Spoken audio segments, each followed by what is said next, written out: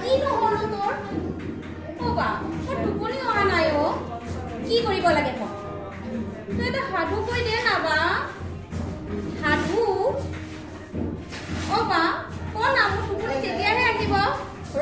তেতিয়াহ'লে মই তোক এটা আজি সাধু কম হা। তেতিয়াহ'লে তোক মই সাধুটো কম, তই কিন্তু শুবি দেই। হ'ব। এখন হাবিত বহুত জন্তু আছিলে। সেই জন্তুবিলাকৰ মাজত এটা শহা আৰু এটা কাছই বহুতো দিন ধৰি বন্ধুত্ব কৰি আছিলে। তাৰপিছত যদিও সিহঁত বন্ধু আছিল, শহাই কিন্তু অনবৰতে নিজকে কাছতকৈ ভাল বুলি জহাই ফুৰিছিল। তাৰপিছত কাছ আৰু শহাই তথাপিও বন্ধুত্বৰ এনাজৰীৰে বান্ধি আছিল। এনেদৰে সিহঁতে বহুদিন পাৰ কৰিলে। তাৰপিছত এদিন শহা আৰু কাছই যুদ্ধ লাগিল। যুদ্ধ হ'ল নিজক প্ৰমাণ কৰা। শহাই ক'লে, ঐ কাছ, তই কিন্তু সদায় মোৰ পৰা তলত, মইহে তোৰ পৰা ওপৰত দেই।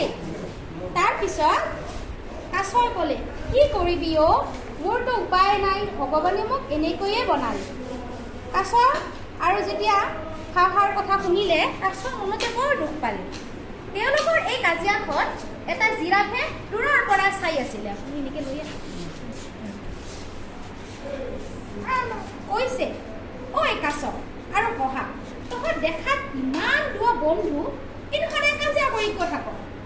তেতিয়া শহাই ক'লে, নহয় অ', এই যে কাছজনী, তাই মোতকে বহুত লেহেমীয়া অ', তাই কি কৰিব পৰা যায়, তাই মোতকে ভালো নহয়। নহ'লে এটা কাম কৰ।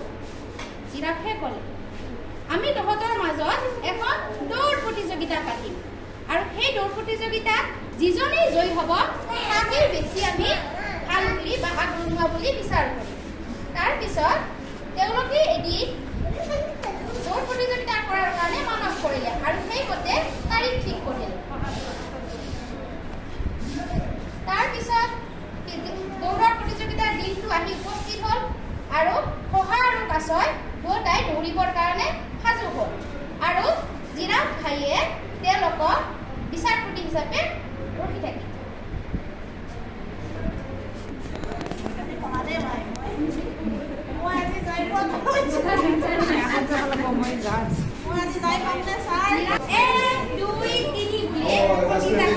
আৰম্ভ কৰিলে।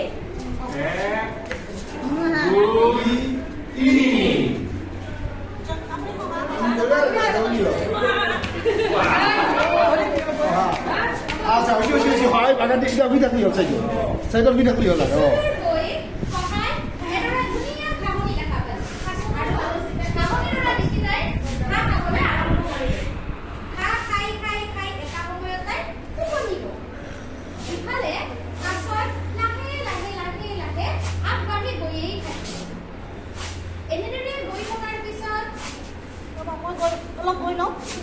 আইঅ, পেটটোৰ কাৰণে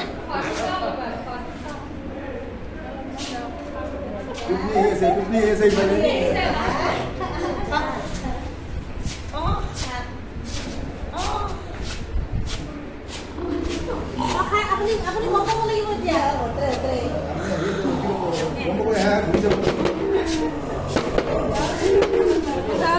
ঘূৰি চাওক, পাছত ঘূৰি চাওক, এতিয়া পঢ়াই গেল দৌৰি আহক, এতিয়া দেখা পাব।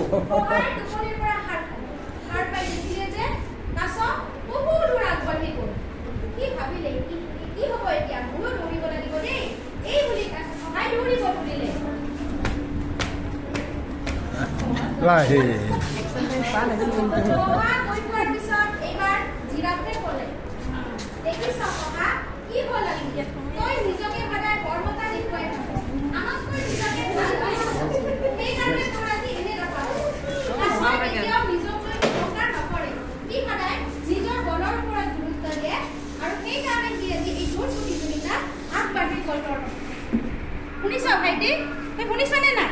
দেখিছনে মানুহে কেতিয়াও অহংকাৰ কৰিব নালাগে।